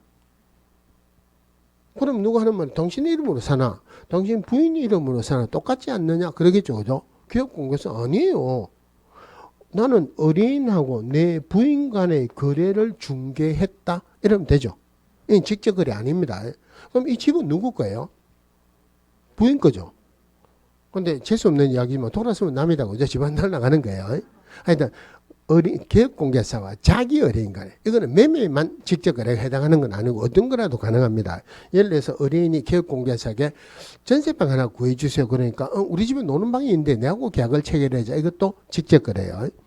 자, 그런데 예를 들어서 기업공개사가 생활정보지에 나온 물건을 샀다. 이건 자기 의뢰인 아니죠. 이건 직접 거래 아니다. 그죠? 또 하나 봐야 되는 게 아까 제일 처음에 중개대상물 매매를 업으로 하는 것 금쟁이죠. 일회성 매매는 금쟁이 아니라 그랬죠. 자기 의뢰인 거를 딱 한 번 샀다 금쟁이다 아니다. 이거는 직접 거래로서 금쟁입니다. 업으로 하는 게 아니라 하더라도. 그럼 여기에서는 문제가 나올 수 있는 게 딱 두 개가 정해졌어요. 첫 번째가 자, A가 갑에게 우리 집 팔아달라 했어요. A가 갑에게 우리 집 팔아달라 했는데 갑이 A 물건을 사면 직접 거래죠. 갑이라는 기업공개사가 을이라는 기업공개사에게 중개를 해가지고 A하고 을하고 계약을 체결했어요. 그러면 A는 갑의 의뢰인이지 을의 의뢰인 아니죠. 그럼 결론적으로 기업공개사가 다른 기업공개사의 중개로 물건을 샀다. 아니면은 기업공개사가 다른 기업공개사 중개로 물건을 팔았다. 직접 거래다. 아니다. 자기 의뢰인 아니죠. 직접 거래 아니다. 나올 수 있는 거 하나. 두 번째가 자, A가 집주인이에요. A 다시한테 심부름을 시켜가지고 갑에게 우리 집 팔아달라 해라. A하고 갑하고 계약을 체결하면 직접 거래죠. 그죠? A 다시하고 갑하고 계약을 체결했다. 직접 거래다. 아니다. 그럼 지금 여기는 A 다시는 A의 대리인이죠. 우리 민법에서 대리인의 행위는 본인의 행위로 본다 그러죠. A하고 갑하고 계약을 체결하는 거나 A의 대리인하고 계약을 체결하는 거나 똑같다는 말이에요. 그래서 직접 거래할 때 의뢰인에는 소유자뿐만이 아니고 소유자를 대리하는 대리인도 포함한다. 이거 말고는 넣을 게 없어요. 자, 그 다음에 나오는 게 쌍방대리입니다. 쌍방대리가 뭐냐면은 자, A가 갑에게 우리 집 팔아다가 B하고 거래 계약을 체결하기로 언제 계약을 체결하기로 약속을 했는데 A가 그 전날 전화가 가지고 내가 급한 일이 있어가지고 서류에 출장을 가야 되는데 계약을 체결 못하겠다. 그러니까 기업공개사 당신이 내를 대리해가지고 B하고 계약을 체결해달라. 일방에게 대리를 받았죠. 그죠? 자, 그런데 B가 계약 체결한 아침에 전화가 왔고 계약 체결하러 가다가 내가 사고 안 하고 병원에 있습니다. 내 계약을 체결하러 못 가니까 미안하지만 기업공개사 당신이 내를 대리해가지고 A하고 계약을 체결해달라. 여기에서도 대리를 받았죠. 쌍방에게 대리를 받는 거. 이 쌍방대리 금쟁이야. 자, 쌍방대리 금쟁이다. 그런데 쌍방대리에서 나올 수 있는 게 두 개입니다. 첫 번째가 일방대리는 금쟁이다 아니다. 쌍방대리가 금쟁이지 일방대리는 금쟁이가 아니다. 그죠? 요거 하나. 근데 민법에서도 쌍방대리 못하게 하죠. 민법에서도 쌍방대리 못하게 한다. 그럼 질문 한번 할게요. A를 매도인으로 B를 매수인이라는 매매 계약을 체결했어요. 그럼 등기를 하죠. 그죠? 등기를 하죠. 등기 신청을 A가 합니까? B가 합니까? 누가 해요? 등기 한 번도 안 해봤어요. 법무사가 하지 뭐 A가 한다 B가 한다. 근데 원칙은 법무사가 없으면 A가 합니까 B가 합니까? B가 안 해요. B가 하면은 재산권인데 내가 그냥 등기해버리면 되죠. A, B 공동으로 합니다. 물론 B가 하는데 A의 위임을 받은 B가 하죠. 그죠? 법무사에게 대리 주는 것은 예외적으로 인정이 돼요. 이따 쌍방대리죠. 그죠? 그런데 민법에서도 쌍방대리가 금지되지만 예외적으로 양당사자의 동의를 받으면은 가능하다고 되어 있죠. 그런데 공인중개사법에서는 공인중개사법에서 예외 규정이 없으면 예외 규정이 없어요. 중개사법에서 쌍방대리는 금지행위다라고 나와 있습니다. 양당사자의 동의를 받으면 괜찮다 그런 말은 없어요. 그럼 결론적으로 양당사자가 쌍방대리 해도 좋다고 동의를 해줬다. 쌍방대리 금쟁이다 아니다? 그래도 금쟁이다. 쌍방대리는 동의를 해주든 안 해주든 동의 우동이든 동의 하랍이든 쌍방대리는 무조건 금쟁입니다. 이것도 3년에 3전이에요. 자, 여기까지 있었는데 거기에 8번하고 9번이 작년에 추가가 됐어요. 자, 8번 한번 볼게요. 부당한 이익을 얻거나 제3자에게 부당한 이익을 얻게 할 목적으로 거짓으로 거래가 완료된 것처럼 꾸미는 등 중개 대상물의 시세에 부당한 영향을 주거나 줄 우려가 있는 행위. 자, 이랬어요. 자, 아파트 가격 올리는 거, 아파트 소유자 입장에서는 가격 올라가면 좋습니까? 안 좋습니까? 좋죠, 그죠? 아파트 가격 올리는 거는 쉽다, 어렵다? 쉽습니다. 굉장히 쉬워요. 아파트의 가격 올리는 전통적인 방법이 뭐냐면은 그 동네 말 잘하고 똑똑한 아줌마 3명만 있으면 아파트 가격 올라갑니다. 어떻게 하느냐면은, 자, 평당 1,000만 원 거래가 돼요. 한 명이 중개사무소에 가가지고, 자, 우리 집 1,300만 원, 평당 1,300만 원 내주세요. 그럼 중개사무소에서는, 1,300에 거래 안 됩니다. 거래가 되든 안 되든 1,300에 내주세요. 좀 있으면 올라갈 겁니다. 그걸 인근해갖고 전부 다 1,300에 냈어요. 그 다음에 한 명이 또 그러고, 한 명이 그러고 그러면 그 아파트 가격이 1,300 올라갑니다. 지금까지 전통적으로 아파트 가격 올리는 방법을 이랬어요. 그런데 이거 서울에서 수도권에서 굉장히 이렇게 많이 했어요. 많이 했다. 옛날부터 그래 했는데 지방에서는 모르지는 안 해도 그렇게 별로 안 했어요. 근데 서울에 워낙 가격이 올라가니까 지방에서도 이래 해야 되겠다 생각을 하겠죠. 그죠? 근데 정부에서는 뒷북 체크하고 이제 검증으로 들어갔습니다. 그런 거 하지 말라는 말이에요. 자, 그런데 지금은 이래가지고 못합니다. 지금은 못하는 이유가, 자, 그러면 이제 누가 아파트 가격을 사러 갑니다. 평당 1,000만 원인데 1,300입니다 하고 내놨어요. 그러면은 요즘은 공인중개사 공부하는 사람뿐만이 아니고 누구든지 매매 계약을 체결하면 실거래가 신고한다는 거 알죠? 인터넷으로 또는 휴대폰으로 국토교통부 실거래가 하면은 바로 나오거든요. 그거는 계약을 체결해가지고 신고를 하면은 그 다음날 바로 뜹니다. 그러면은 실거래가 신고를 한 거 보는 거 전부 다 평당 1,000만 원밖에 안 돼요. 그럼 1,300으로 내놨다. 1,300에 삽니까? 안 삽니까? 안 삽니다. 가격이 안 올라가 있죠. 그러니까 머리를 조금 써가지고, 물론 이것도 사실은 저도 범인이 아니라고 말을 하기로는 그런데, 어떻게 하냐면은 1,000만 원인데 둘이서 1,300으로 계약을 체결해가지고 계약공개사가 가가지고 계약을 체결합니다. 짜고 그 부동산 거래 신고를 하는 거예요. 또 가가지고 1,000만 원인데 1,300으로 계약을 체결하고 신고를 하는 거예요. 자, 두세 명이 신고를 했어요. 그러면 사는 사람은 1,300으로 알겠죠, 그죠? 1,300으로 거래가 돼요. 그래 놓고 맨 처음에 신고한 사람 계약을 해지시켜 버립니다. 부동산 거래 신고한 거 취소시켜 버립니다. 자기들은 계약을 체결 안 했는데도 불구하고 거짓으로 해가지고 가격만 올렸죠, 그죠? 그거 요즘 이제 그게 성행된다는 그 말을 요 말로 했어요. 다시 한번 읽어볼게요. 8번에 부당한 이익을 얻거나, 근데 그럴 때 기업공개사가 얼마 사례금을 주겠죠, 그죠? 자, 부당한 이익을 얻거나 제3자에게 부당한 이익을 얻게 할 목적으로 거짓으로 거래가 완료된 것처럼 꾸미는 등 중개대상물의 시세에 부당한 영향을 주거나 줄 우려가 있는 행위. 이해됩니까? 어떤 건지? 자, 요거는 작년 중순에 우리 법에 들어갔고, 요거는 적은 없어요. 판례는 없어요. 자, 요거 3년에 3천짜리다. 그 다음에 9번에 단체를 구성하여 특정 중개대상물에 대해서 중개를 제한하거나 단체 구성은 외의 자와의 공동중개를 제한하는 행위. 자, 이런 것들은 일반적으로 우리 지역별로 가면 어떤 그 기업공개사들 연합회, 친목회 이런 거 있어요.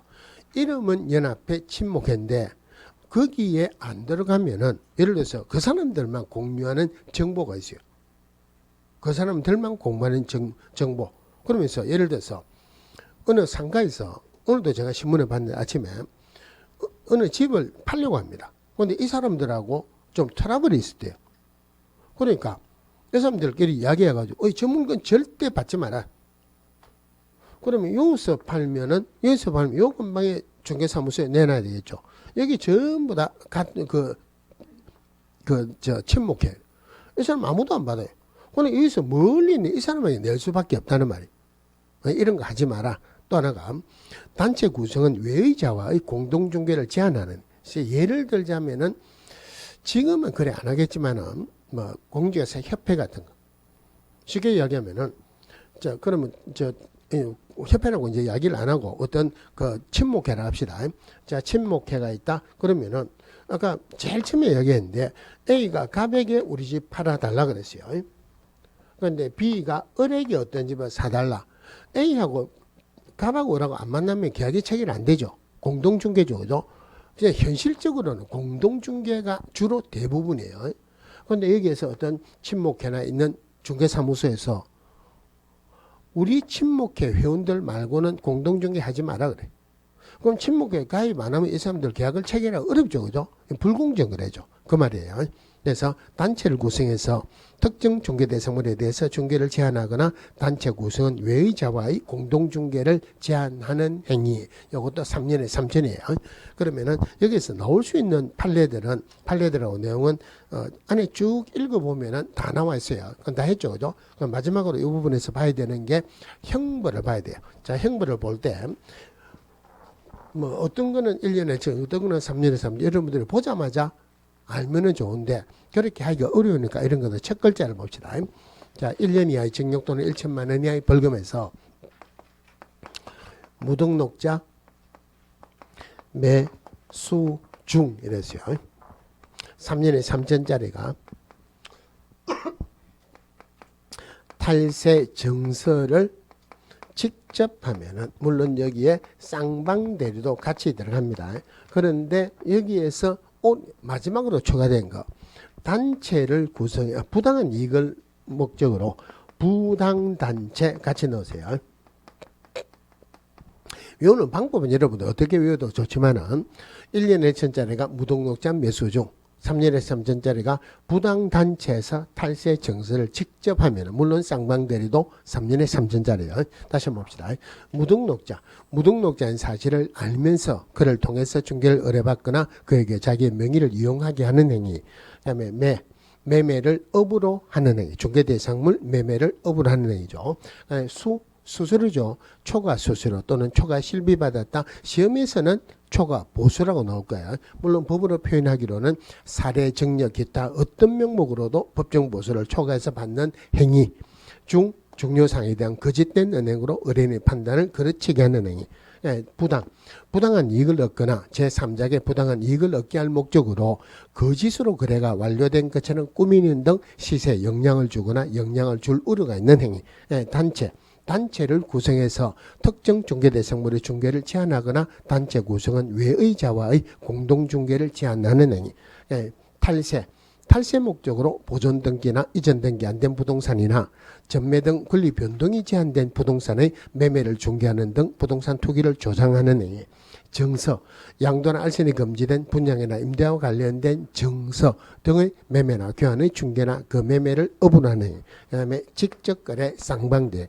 행정 처분이나 형벌을 물을 때는 문제를 안고 옵니다. 법에 있는 그대로 합니다. 이런 글자 가지고 1년에 1천, 3년에 3천 보시면 되겠죠. 그죠? 자, 그 다음에 어디를 보시냐면, 그 다음에는 간단합니다. 그 다음에 226페이지 한번 볼게요. 자, 226페이지에 제일 밑에 3번 법 제33조 2항의 금지행위. 그 밑에 박스 안에 볼게요. 자, 누구든지 이거는 개업공개사 등을 대상으로 하는 건 아니다. 그죠? 226페이지에 226페이지 제일 밑에 박스에 누구든지 시세에 부당한 영향을 줄 목적으로 다음 각호의 어느 하나의 방법으로 개업공개사 등의 업무를 방해해서는 안 된다. 크게 말하면 이게 업무방해죄예요. 업무방해죄. 자, 1번에 안내문, 온라인 커뮤니티 등을 이용해서 특정 개업공개사 등에 대한 중개 의뢰를 제한하거나 제한을 유도하는 행위. 자, 그럼 무슨 말이냐면은 지금 여기에 평당 1,000만 원 거래가 돼요. 그래서 가격을 올리기 위해 가지고 분유회에서 단합을 해가지고 중개사무소에 갑니다. 여기 1300m로는 받지 마세요. 1,000만 원 거래가 되는데 1300m로 받지 마라. 그럼 우리는 뭐 먹고 사느냐? 어떻게 하든지 간에 1300m로 받지 마세요. 그럼 나중에 1300으로 올라가야죠. 어떤 사람은 1300 받는다는 사람도 있고 나는 그래는 못한다. 그래 1,000만 원 한번 받아야지 하는 사람도 있죠. 그러니까 와가지고 저 집은 우리 저 집에 아무도 가지 마라. 당신 1300m로 가면 우리가 단을 배웠고 아무도 여기 못 가겠다. 이러면 안 되죠. 그거예요. 다시 읽어볼게요. 자, 안내문, 온라인 커뮤니티 등을 이용해서 특정 기업 공개사 등에 대한 중개 의뢰를 제한하거나 제한을 유도하는 행위. 이거는 외울 필요는 없고 의미만 생각하시면 돼요. 자, 이번에 안내문, 온라인 커뮤니티 등을 이용해서 중개 대상물에 대해서 시세보다 현저하게 높게 표시 광고 또는 중개하는 특정 기업 공개사 등에게만 중개 의뢰를 하도록 유도함으로써 다른 기업 공개사 등을 부당하게 차별하는 행. 1000만 원 거래가 돼요. 그건 1300으로 해라 그랬어요. 그건 1300원에 그 광고하도록 유도를 한다는 말이에요. 안 그러면 1300에 광고하는 사람만 특혜를 주고 그 밑에 광고하는 사람 하지 말라는 거. 그러니 말이에요. 1번이나 2번은 사실은 의미가 똑같아요. 여기서 나오는 5개는 전체 의미는 똑같습니다. 3번에 안내문, 온라인 커뮤니티 등을 이용해서 특정 가격 이하로 중개를 의뢰하지 아니하도록 유도하는 행. 이거는 기업 중개사무소에 갖고 하는 게 아니고 주민들끼리 하는 거예요.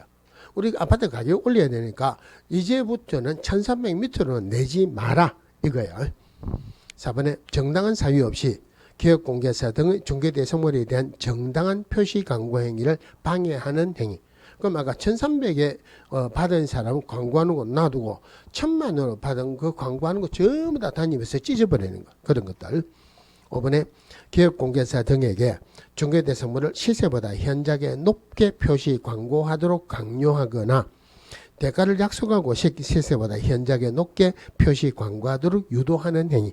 이제 무슨 말인가 다 알겠죠, 그죠? 그런데 이거 내용은 이래 의미만 보시면 돼요. 그런데 여기에서 지문 자체가 나오면은 조심해야 될 게 있어요. 지금 한마디로 말하고 가격을 올리게 하는 행위입니까? 낮추게 하는 행위입니까? 올리게 하는 행위죠. 그러면은 5번에 한번 예를 들어서 5번에 한번 볼게요. 기업공개사 등에게 중개대상물로 시세보다 현저하게 낮게 표시 광고하도록 강요한다. 이거 금쟁입니까? 아닙니까? 이거는 가격이 떨어지는 행위죠. 금쟁이 아니죠. 그죠? 그러니까 여기는 높게 낮게 요것들 조심하세요. 결론적으로 말하면은 가격을 상승시키는 행위가 금쟁이지 하락시키는 행위는 금쟁이가 아니다. 물론 여기에서 지금 일반인을 대상으로는 금쟁이는 일반인을 대상으로 행정처분은 안 돼요. 전부 다 3년에 3천에 해당한다. 이래 보시면 되고 3년에 3천입니다. 그럼 그거하고 228페이지에 부동산 거래질서 교란행위 신고센터하고는 직접적인 관련이 있는데 요거 하면은 시간이 많이 걸립니다. 제가 너무 늦게 끝나자니까 다음 주에 할 때는 앞에 그 금쟁이 복습을 하면서 요거 교란행위 신고센터 다음 주에 같이 다시 한번 볼게요. 자, 오늘은 여기까지 하는데 뭐 남았습니까? 복습은 남았죠, 그죠? 자, 오늘 제일 처음에 부동산 거래 정보망 했어요. 자, 부동산 거래 정보망을 설치 운영하는 자를 거래 정보 사업자라고 한다. 자, 부동산 거래 정보망이든 거래 정보 사업자든 누구는 얼씬거리지도 마라. 중개 의뢰는 얼씬거리지도 마라. 부동산 거래 정보망이라는 게 전국적인 망을 가진 인터넷망이다. 대상이 전국이면은 국장 소관이죠. 국토교통부 장관이 거래 정보 사업자를 지정할 수 있다. 자, 지정 요건으로서 일단 부가통신 사업자로 신고가 돼야 되고 누구만 가입할 수 있어요? 기업공개사만 가입할 수 있다. 가입한 기업공개사 총수가 500명 이상. 그 중에서 2개 이상을 시도해서 각각 30명 이상의 기업공개사가 가입 이용 신청을 해야 된다. 자격이 있어야 되죠. 공인중개사 1명 이상, 정보처리기사 1명 이상, 컴퓨터 있어야 된다. 거래정보 사업자 거 컴퓨터입니까? 가입한 기업공개사 컴퓨터입니까? 거래정보 사업자 거다, 그죠? 조심해야 되는 게, 자, 전국적으로 500명 이상의 공인중개사가 가입 이용 신청해야 된다. 맞습니까? 틀립니까? 지정받을 때 전국적으로 500명 이상의 공인중개사가 가입 이용 신청을 해야 된다. 아까 누구만 가입할 수 있다. 기업공개사, 공인중개사가 아니고 기업공개사예요. 공인중개사인 기업공개사 몇 명 이상 확보해야 된다? 1명 이상 아니죠. 왜냐하면 자격은 공인중개사가 자격이지 기업공개사 자격이 아니에요. 그래서 공인중개사 한 명 이상, 정보처리기사가 한 명 이상이지 공인중개사, 기업공개사 한 명 이상 아니라는 말이에요. 그런 것들 조심하시고. 그럼 지정 신청할 때 가입한 기업공개사의 가입비용 신청사하고 인감증명서 첨부 안 하죠. 기업공개사 거는 등록증 사본을 첨부하고 공인중개사 정보처리기사 거는 자격증 사본을 첨부합니다. 그럼 국토교통부 장관에게 지정 신청하면은 요건에 맞으면은 지정서 교부한다. 30일 이내죠. 그럼 지정서 교부받은 날로부터 3개월 이내 운영규정을 승인받고 지정서 교부받은 날로부터 1년 이내 설치 운영해야 된다. 자, 거래정보사업자 위로는 국장이 있고 밑으로는 기업공개사가 있다. 밑에는 기업공개사가 더 잘해라는 의미로 밑에 기업공개사 관련되는 거 위반은 벌이 크다. 1년에 1천. 국장과 관련되는 거 위반하면은 500만 원 이하의 과태료. 물론 그 500만 원 이하의 과태료는 국토교통부 장관이 부과하겠죠. 운영규정하고 관련된 것 또 하나가 감독상 명령 위반 500만 원 이하의 과태료고 1년에 1천에 해당하는 것에서 이럴 때는 특별히 중개 의뢰인 들어가면 안 된다. 그죠?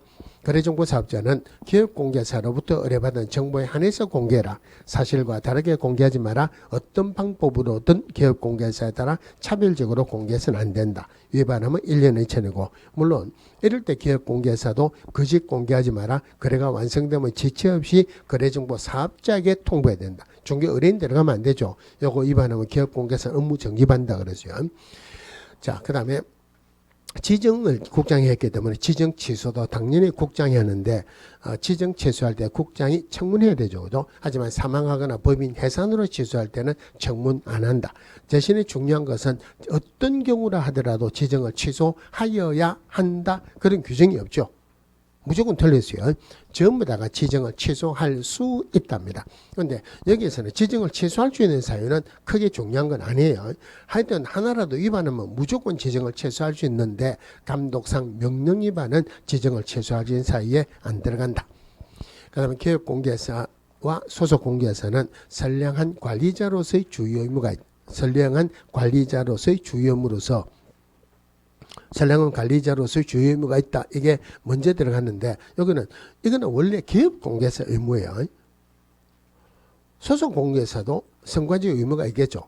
그런데 왜 기업공개사만 의무가 되어 있느냐 하면은 이 판례가 나올 때까지만 하더라도 우리 법에서 소속공개사 중개업무 할 수 있다는 규정이 없었어요.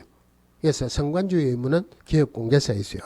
그리고 기업공개사와 소속공개사는 전문 직업인으로서 품위를 유지하고 선의성실로서 공정중개할 의무가 있다. 그래서 이거는 기업공개사 등이 아니고 기업공개사, 소속공개사고 비밀준수 의무의 대상자는 기업공개사 등이죠. 그죠? 기업공개사 등은 업무상 취득한 비밀을 함부로 누설해서는 안 된다. 그 직을 떠난 후까지 또한 같다. 위반하면 1년에 1천인데 우리 법에 딱 하나 있는 반의사 불벌죄. 즉 피해자가 피해를 벌하지 마라 그러면은 벌할 수 없다. 자, 보정 설정이 있어요. 자, 기업공개사가 중개행위를 함에 있어서 고의나 과실로 어린이 재산상 손해가 발생했다. 또 중개사무소를 다른 사람의 중개행위 장소로 제공함으로써 어린이 재산상 손해가 발생했다. 기업공개사가 손해배상 책임이 있다. 이거를 담보하기 위해서 보정 설정하는데 보정 설정은 절대 등록 신청할 때 들어가는 것은 아니고 업무 개시 전까지 합니다. 하지만 분사무소는 절대 업무 개시 전까지가 아니고 분사무소 설치 신고 전에 보정 설정 서류가 들어가야 되죠. 등록관청은 등록증 교부해 주기 전에 보정 설정한 것을 확인하고 지체 없이 교부해야 된다. 보정 설정하는 방법이 3개 있죠. 보증보험에 가입하거나 공제에 가입하거나 공탁해야 된다. 3개가 꼭 나와야 돼요. 그 중에 하나면 되죠. 보증을 설정하는 금액은 법인인 기업공개사는 2억 원 이상, 분사무소는 분사무소당 1억 원 이상, 공인중개사는 기업공개사, 중개인 1억 원 이상인데 지역농업협동조합은 1,000만 원 이상입니다.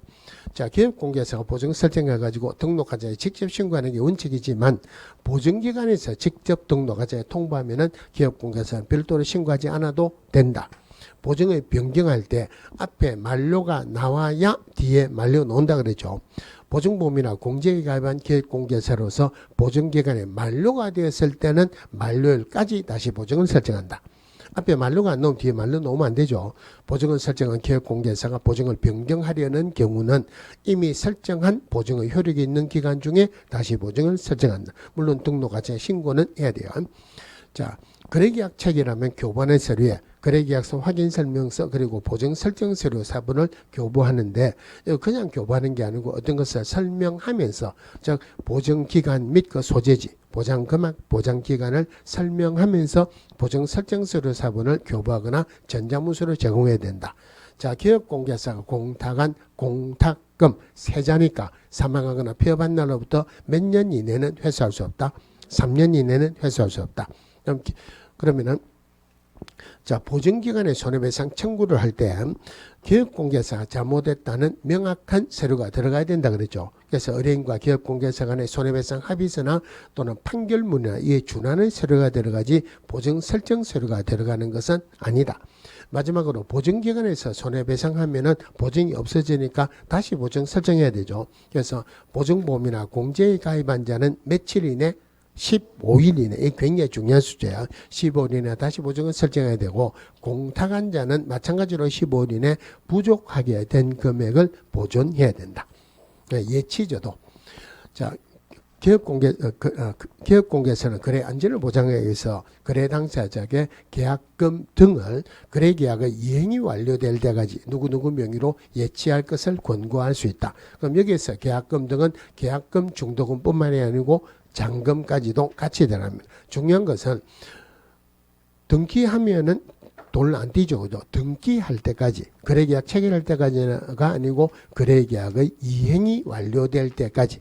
그 다음에 기업공개사 명의로도 예치할 수 있다. 자, 누가 예치를 했어요. 예치를 했다. 매도인이나 매수인 등 계약금 등을 수령할 수 있는 권리가 있는 자는 거래계약의 이행이 완료되기 전까지는 예치한 계약금 등을 절대 미리 수령할 수 없다. 미리 수령할 수 있다. 미리 수령할 수 있다. 그죠? 미리 수령하게 되면 예치는 의미가 없죠. 그래서 나중에 계약 해제됐을 때 반드시 돌려줄 것을 보장하기 위한 보증서를 예치 기관에게 제출한다. 예치 명의자에게 제출한다.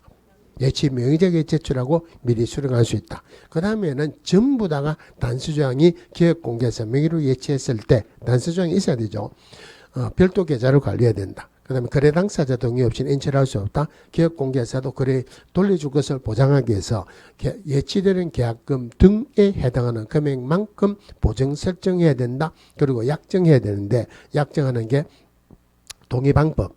예치 시 필요한 실비, 기타 거래 안전을 보장하기 위해서 필요한 상 약정하는데 이럴 때 예치 시 필요한 실비는 적어도 예치함으로써 이득을 보는 권리를 취득하는 의뢰인에게 받을 수 있다. 금지행위죠.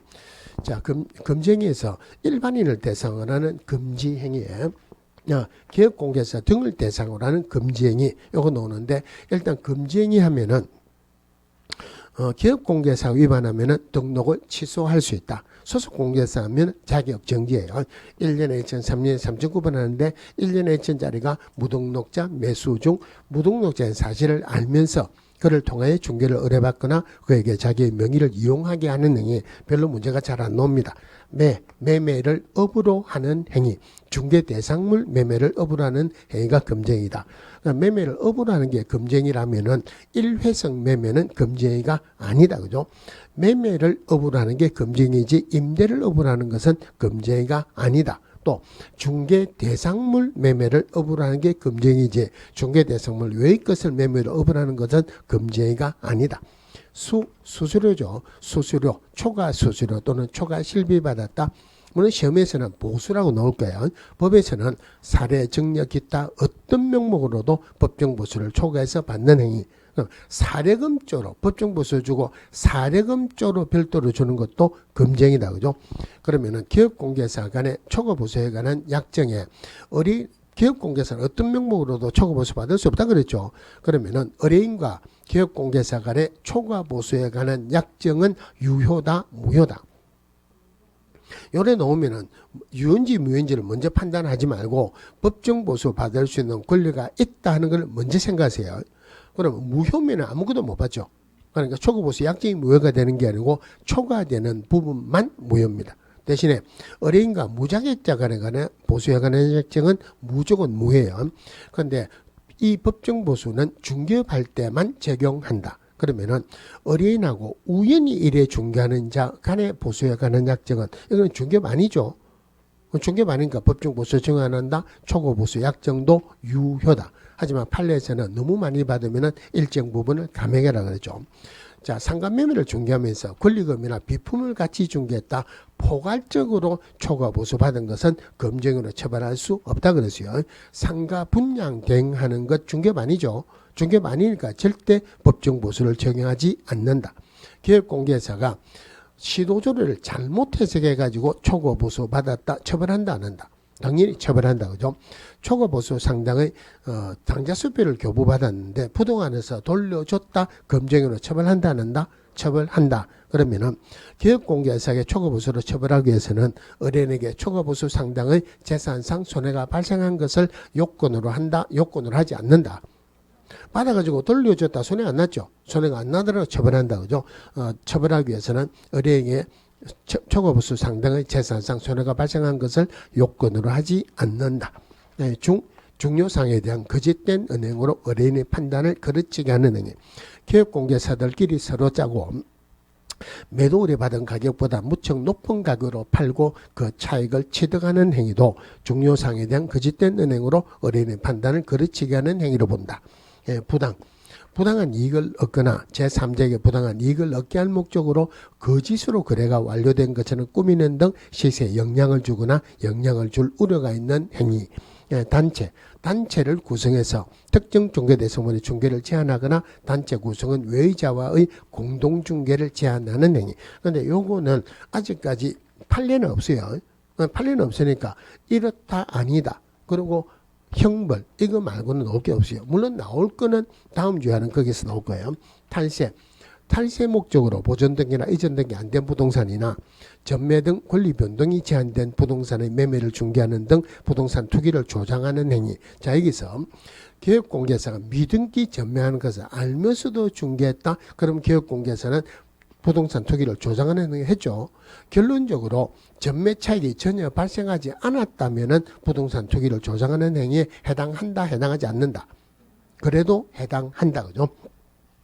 정서, 양도나신이 금지된 분양이나 임대와 관련된 정서 등의 매매나 교환의 중개나 그 매매를 업으로 하는 행위. 그럼 공인중개사법에서 판례는 상가 분양 계약서는 오로지 상가 매매 계약서일 뿐이지 금지에서 규정하고 있는 양도가 금지된 정서라고는 볼 수 없다. 직접 거래, 자기 의뢰인하고 계약을 체결한 게 직접 거래죠. 그죠? 직접 거래할 때 그럼 기업공개사가 자기 의뢰인 물건을 사는 게 아니고 다른 기업공개사의 중개로 물건을 샀다. 또 다른 기업공개사 중개로 물건을 팔았다. 직접 거래에 해당하지 않는다. 직접 거래할 때 의뢰인에는 소유자뿐만이 아니고 소유자를 대리하는 대리인이나 수임인도 포함한다. 즉 대리인하고 계약을 체결해도 직접 거래에 해당한단 말이죠. 쌍방대리가 금지이지 일방대리는 금지가 아니죠. 그죠? 또 민법에서는 쌍방대리가 금지된다. 물론 양당사자의 동의를 받으면 할 수 있다 그랬죠. 중개사법에서는 양당사자의 동의를 받든 안 받든 우동의를 받든 동의하려기를 받든 쌍방대리는 무조건 금지이다. 자, 그 다음에 일반인을 대상으로 한 금지 한마디로 부동산 가격을 상승시키는 행위다. 그러니까 여기서 얼마 이하로 얼마 초과해서 요것만 잘 보시면 돼요. 요것도 3년에 3천에 해당한다. 자, 오늘은 여기까지 했고요. 자, 다음 주에는 이거하고 관련된 게 작년에 추가가 됐는데 작년에 문제가 안 나왔어요. 올해 꼭 문제가 나오는 게 있어요. 그리고 중개보수 다음 주에 할 겁니다. 중개보수 모르면은 중개해봤자 손해죠. 시험에서도 잘 나오겠죠. 그죠? 그럼 다음 주에 오셔야 돼요? 안 오셔야 돼요? 내년에 오셔야 되죠? 다음 주에 오셔야 되겠죠? 그죠? 자, 오늘 여기까지 하겠습니다. 수고했습니다.